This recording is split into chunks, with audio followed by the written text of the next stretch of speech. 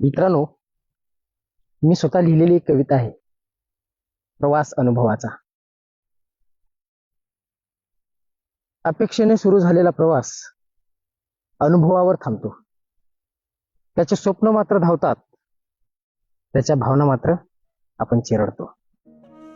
चिरडलेले भाव जेव्हा तो आपल्या समोर व्यक्त करतो, त्याही आपण तुच्छ लेखून पुन्हा त्या मुरडतो.